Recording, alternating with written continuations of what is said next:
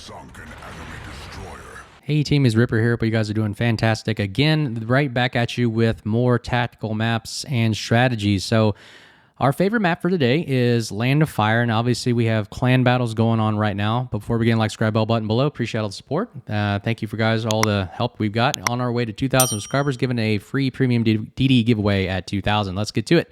So I love this map. One of the fun maps of clan battles going on right now, and I can't say enough that I'm glad that tier 10 is back. Can I get an amen on that one? Yeah, because I was getting sick and tired of tier 8, tier 9, and it was just a mess. I just didn't enjoy tier 8 anymore. It was different. It felt like we were taking a step backwards, and tier 10 is a lot more fun. So that's why I think talking strategy, especially tier 10, because you're showing off the ships that you work so hard to grind out and get. So let's take a look at Land of Fire right here. Land of Fire is, I would say, one of the most interesting maps to discuss and talk about. Tons of strategies out there, and I get a lot of feedback about what is the best course of action for this particular map. So I'm going to give you one strategy that my team and clan did that I actually want to bring up for debate, because I think a lot of people think that there's different ways to tackle this, and absolutely there. And like I said, disclaimer, I'm not a professional.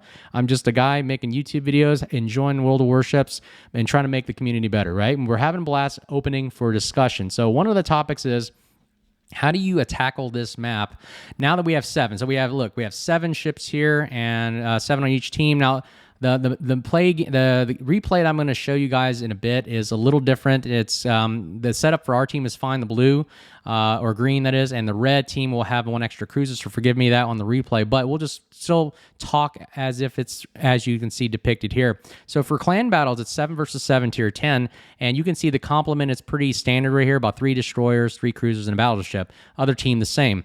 Now we all have 3 caps here: Alpha, Bravo, and Charlie. Now the thought process is, what does everybody normally do in randoms and ranked and clan? We like to split up the team. Now, in maybe randoms, that's okay, splitting up the team, like, go, hey, 3 go this way or 4 go this way, whatever. My philosophy is, I in a world where we're not very consistent, it's not like we show up every day, practice together like a cohesive unit, like in the military that we do all the time. We train. This is more for leisure, activity, and enjoyment. So I'm going to assume that our players are from all walks of life, right? So I'm going to try to find a strategy that is very simplistic and works with almost every player. And that's my strategy, because the harder you make things, the harder it becomes to actually implement and execute, right? So I like to keep it simple. You know, the KISS acronym, keep it simple, stupid. Well, guess what? We're going to keep it simple. So in this map, and it's actually reversed, so I'm going to play like I'm the red team, because that's what we were. We were actually on the north side, so again, forgive me, we're in the replay, we're in the north, but we're the green team, obviously. But it's still the same idea, though. My idea is to keep the unit together, because then we have more guns, right? If you have more guns, you can focus fire on one target faster and eliminate. One target right here cannot sustain firepower from all 7 players if utilized correctly. That's the philosophy, right? Overwhelming firepower at a centralized location typically punctures through any kind of defense. So let's go ahead and start right off the bat. So let's say the typical, and I'll show you with actual pictures here of what the idea is, and I'm going to use the correct arrow for what we were. The idea is the blue team goes to Alpha and mass on force. Normally, I've had people say, no, you're supposed to go down to Charlie and not give him Charlie for free, like this. So that's the idea. We'll split the team half and half, right? Well, I've looked at that and I thought about it, because and the numerous times that we've simulated this battle and actually executed it, we always seem to lose a lot of people at Charlie, or they get stuck, and then they either get singled out, or they'll die here, or they'll just start running away. Now we've wasted 2 sets of guns, maybe even 3 or 4, and they get the Charlie cap, and then they flank in anyway. So my thought process is, the easiest solution is to keep people together and move as a one cohesive unit down this way. And sorry, that is the wrong color. We are blue up here. And then this is how our advance should look like, where the entire team en masse moves down. We already get Alpha, that's already a free cap, and then continuously moving down towards Bravo in this fashion, and leaving one person to hold in reserve. So in the rear, we'll have maybe one flanker here just to hold and use the island for cover, just in case the enemy advances from C. Now, obviously, they're probably going to advance from C, and I'll show you the enemy team. I'm thinking majority of the time that I've seen, The opposite team usually goes for C, because why? They use the same philosophy. Now, remember, you always have to understand how the enemy thinks. Well, I think the enemy is going to do this, and that helps you plan the next strategy, right? I always like to know, well, what am I going up against? That says in order to become a better player, why don't you hit the tab button, take a look at what the complement on the other team is. Do they have more radar? Do they have more destroyers? What kind of battleship do they have? And what do you think they're going to do? Most of the time, I know that they don't want to give up a point like C, and they're going to want to, hey, let me send at least 2 guys to C, and we'll cap it, and then we can flank them in. Well, if knowing that, so I'm going to basically take, let me see, back up here. So knowing that they're going to do that, so the enemy is going to definitely go to Charlie. We know that, right? So I'm going to go ahead and say, all right, blue team, we're going to have 1 destroyer go out far west to spot and torpedo. We'll have the 2nd destroyer move in and support the 1st destroyer. And then the 3rd destroyer will go in, obviously, from the inner portion of A, and that's when they will also either support. You can either support your DD fellow DDs out here, or you can help spot in case anything comes in from Charlie. We'll have 1 cruiser. Actually, in this game that we had, 1 cruiser will actually come back and just kind of linger and hold at Alpha to provide a defense right there, just in case they do attack A from C. And we know they're going to get them. Now, this only works if you actually continue pushing. This is not randoms where you hang out in the back and hope to die, right? We don't do that here, okay? This is clan battles, which is more, I would have to say, a little bit more advanced player, and you understand what you're doing. You're all communicating on Discord or whatever server you're using. And that is exactly why it's a little bit more coordinated. So you can do this coordination with communication and in this particular strategy. So we have a 1 radar cruiser or cruiser comes down here at A, another cruiser in support, and then you have the other cruiser follows the rest of the team. And then obviously in this particular match, we had the Hanover super ships are allowed to have now in clan battles. Will slowly just work, and as fast as actually not slowly, but as fast as it's humanly possible, the battleship is going to come in and support the main force en masse. So that is exactly how the strategy works. Now, what we're thinking is, and again, you have to understand, what is the enemy thinking? Well, the enemy is probably going to definitely send 1 destroyer there and probably another there, as well as have a battleship or a cruiser come here. I'm assuming most of the time, battleship player will go there, a destroyer will go there, and then obviously we'll have another cruiser go in onto the right. I've seen battleships linger sometimes in the middle. That's all right. Now, here's where the problem lies, and this is why I think this strategy works.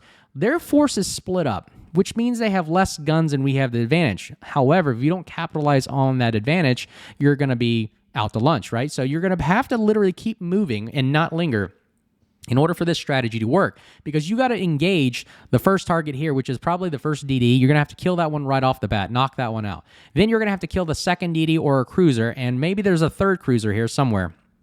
Or, 2 DDs and 2 cruisers. There could be another cruiser. I'm sorry, I think there was only 2 cruisers in this match that we saw go over here, but you're going to have to take them on. So that means you're going to have to take all 3 DDs en masse, literally distract these cruisers right here, and then use the fellow cruisers with firepower. I mean, remember, the cruiser's role is continuous fire support at long range. Put on the fire, put on the hate, and then the battleship will come in and eliminate the rest of the guys and mop it up. Well, guess what? Their battleship's either stuck over here, which is out of position. One of their other cruisers is over here, and they have a destroyer, maybe 2 destroyers over here, thinking that they need it, and they're out of position, completely away in the map. Look at the distance here. I mean, if you want to take the ruler out and measure, what is the actual distance here? I mean, look at the distance here. You're talking about, I don't think it does the measuring here, but if you get my point, it is pretty darn far from these distances here, from this center of the map here, pretty far. And I mean, you're talking like this. It's pretty. It takes a long truck to get to where you're going. So literally, look, you have the team. Majority, half of their team is over at Charlie, and they're out of position. I mean, they got islands in the way, and they got 1 cap. Well, the idea is to get 1, 2 caps. If you push and then kill everybody here, take A and B. Now look what the enemy team has to deal with. They either have to meet the bad guys head on. Either they're gonna have to swing over. Sorry, I can use the wrong arrow here. They're either going to swing over from, look at the distance they got to travel. They got to swing all the way over to Alpha to cap it while we have an anchor there to hold it as much as we can so that we can come back and support A. Or they're going to have to come through the middle, which means that you have focus fire coming in from the middle here onto a target. or if they got to turn back and waste time and come back that way back to Bravo. Again, that's wasting time. You're talking about the match only lasts like maybe 10 to 15 minutes at most if you kill enough people fast enough. But look at the amount of work they have to do in order to counter this tactic A and B. Now, again, let me know. There have been teams that have countered this tactic really well. Let me know what your thoughts are. We have lost with this strategy, but the majority of time I've seen this strategy implemented, it works a lot better than, say, splitting up the forces and trying to hold A and C. I feel like A and B is better for clan battles with a 7 versus 7 matchup, and it seems to work a lot better, and this match kind of displays a little bit of that. It gives you more options because now, guess what? You're only holding just A and B here, okay? I mean, A and B is easier to hold because guess what? You can en masse your force in the center and hold a lot better. I mean, you can put your battleship here. You can put your battleship here. Here, why is my thing not working here? Yeah, you can put your battleship, you get the drift. So you can put literally the battleship here, the cruiser here, and the destroyers get the linger and A and B. And look, you're only defending this kind of little area. Well, look, C, yeah, you get C, but that's 2 versus 1, and then they have to either make a decision, either go there, Alpha, or go there to Bravo, or just go straight up the middle and have to make a decision. While our team can literally just hold this area here and fire into A and fire into B, or make a quick reaction to the enemy's movement right there. So that's the idea right there. Let me know what you guys think. Let's watch the replay and see how it actually plays out. How does this strategy work? What do you guys think we can do better? What do you guys use that you think is a lot better? Let us know in the comments below, and appreciate it as always. Let's take a look at the video.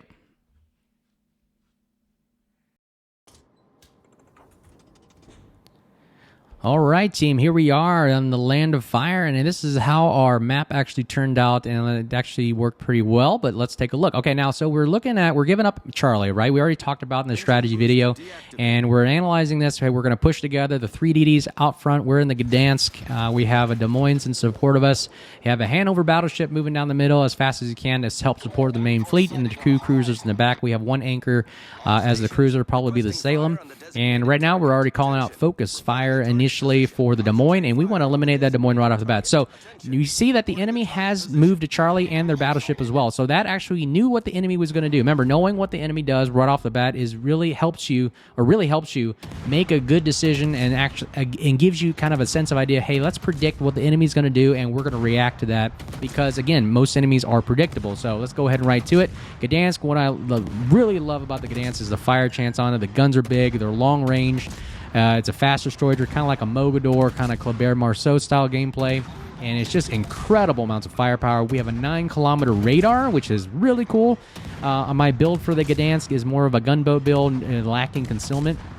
So as soon as we get spotted right off the bat, popping the radar, finding out where that DD is at, and we're engaging, and we're also surviving, right? So that's the biggest thing we have to do in clan battles is survive the match. DDs win the game, ladies and gentlemen. If you guys want to be a good player, win the game, be a more productive player in World of Warships, be a DD player, because guess what? You're going to see all the DDs are the ones that survive at the very end.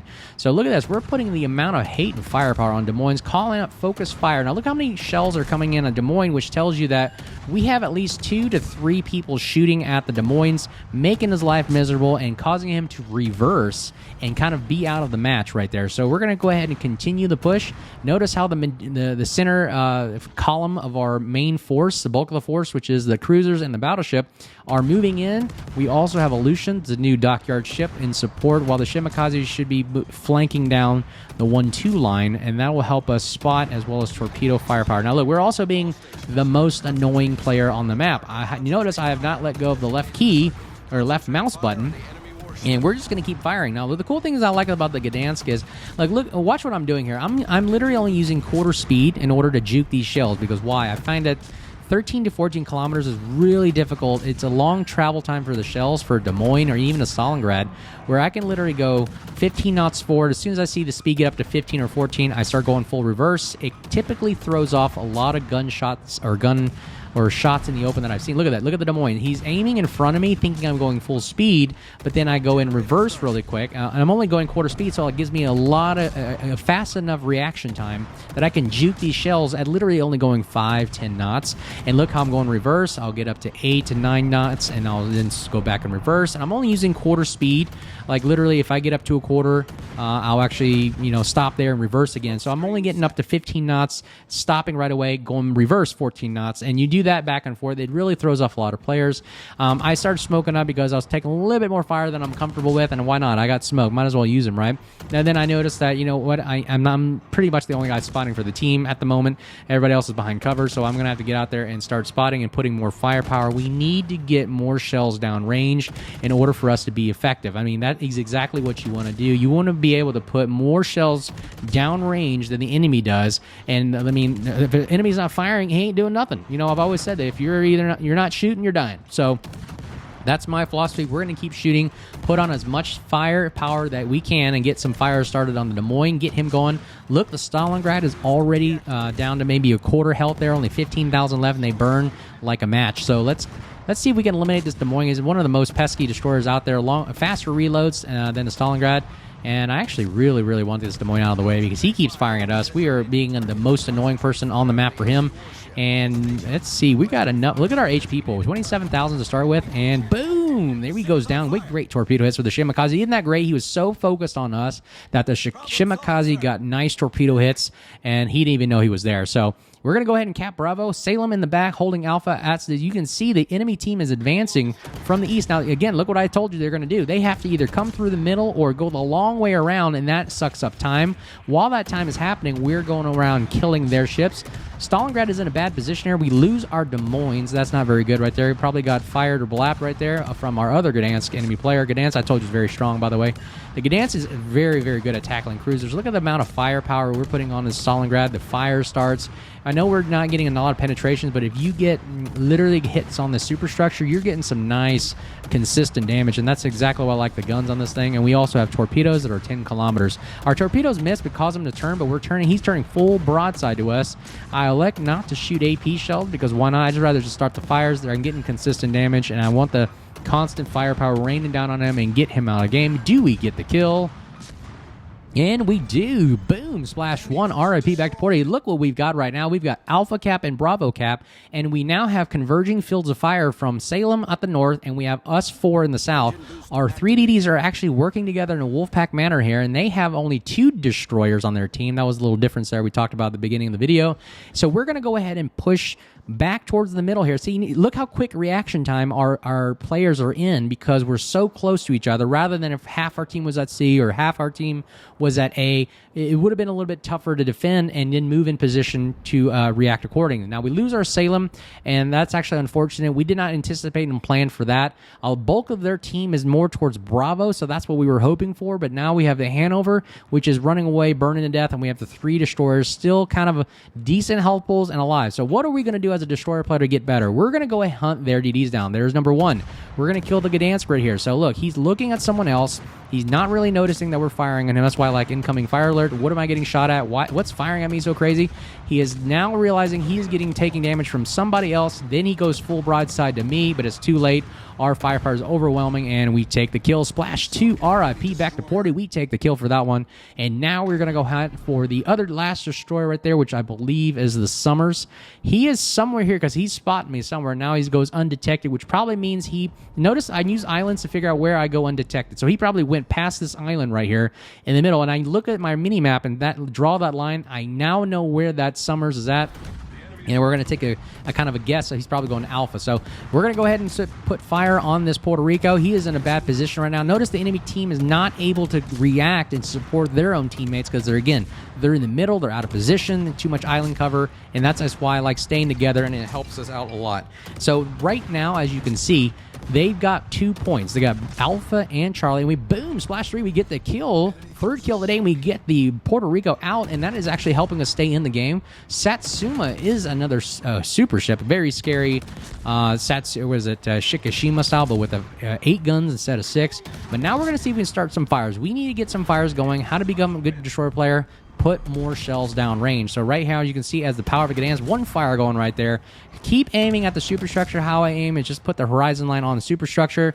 Lead the target by the amount of seconds I think there's going to travel time, which is probably about 8 to 9. for that particular one. And let's see if we can get another fire going. He goes undetected. Now, we have the option to do something here. We can either go to cap Charlie or we can help our team. I like to go help Charlie, or cap Charlie since we're already there. Again, you got to react. Sometimes all plans don't go according to initial contact, so we're going to go ahead and react to it. We're going to go cap Charlie because I see we're losing by points. We're going to see if we can get his fire going right here. Can we get one more fire going on the Satsuma to help our team out right there? And not enough, Aaron Bupkis. So we don't get enough fires going on, but you know what? We are still an active role in this game. We're going to go ahead and cap Charlie, and then we will have 2 caps while they are all distracted up at Alpha, and now they're getting torped from somebody out at Alpha, and they're not really sure what's going on. So right then off the bat right there, we have Charlie, we have our Shimakaze at Bravo covering, and then our Shimakaze gets a wonderful torpedo hit, nails a Satsuma, very good right there, and now they're only down to 2 ships, and we are back in the game, 740 to 820 points. We're still losing points-wise, but guess what? Look at the range of the Gdansk. We can actually reach out and touch somebody from this distance, and that gives us fire support. However, that pesky destroyer is going undetected and will hold Alpha. Now, notice that the enemy team is stuck at Alpha, and they can't seem to get out or do something about it, and they're low on health on their destroyer. Des Moines is full health, so he's probably going to want to go ahead and push the Shimakaze with radar. Shimakaze really needs to get out of there now in a bad situation. Hopefully they can dodge those shells from the Des Moines, because right now, not a good day. If he dies, the points significantly trek up for the enemy team, and that is not good at all. The Lucian is doing a great job of holding Bravo, while the other destroyer is at Charlie. Notice how we only have 3 destroyers left in the game. What I say, destroyers win the game, win the battle every day. If you eliminate destroyers, you increase the likelihood that your team will win by eliminating the destroyer player. I typically look at the destroyer player as the most, I would say, experienced player on the team, because literally it takes so much work and situational awareness for a destroyer player, and that's why I like it a lot. It's just more interactive, and you contribute so much more. Right now we've got Alpha and Charlie. Now we are, Bravo and Charlie now.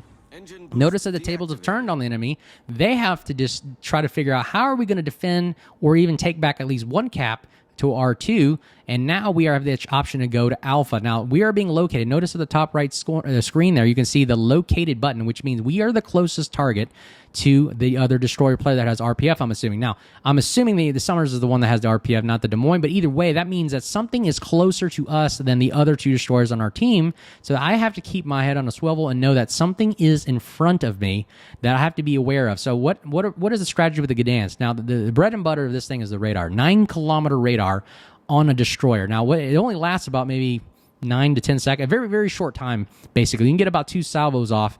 But really what's going to happen is as soon as I get detected, boom, I pop the radar. That's the tactic right there. As soon as I figure out where this destroyer player is at, I'm driving right to him. I'm not worried about the cap at this point. I'd rather take a kill because we're desperate.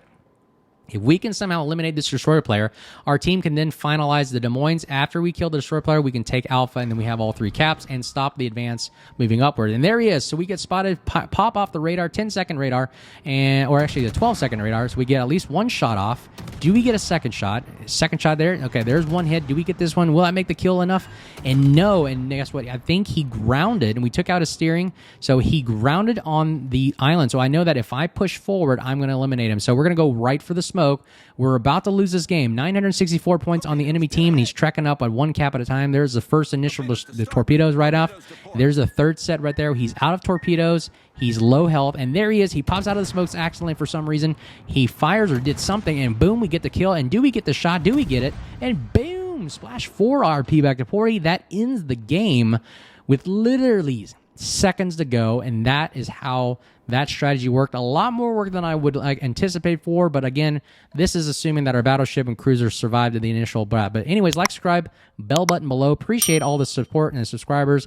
Let me know what you guys think of that strategy. Does it work for your team? What could we do better? What could you do better? What kind of strategies are your teams playing? I love to hear the comments. Love the critiques. Really awesome. Until next time, you guys, stay safe, and we'll see you guys out there in clan battles. The build is at the end of the screen. If you want to take a look at it, pause and observe. But anyways, hope you guys are doing well, and we'll see you guys out there. Cheers.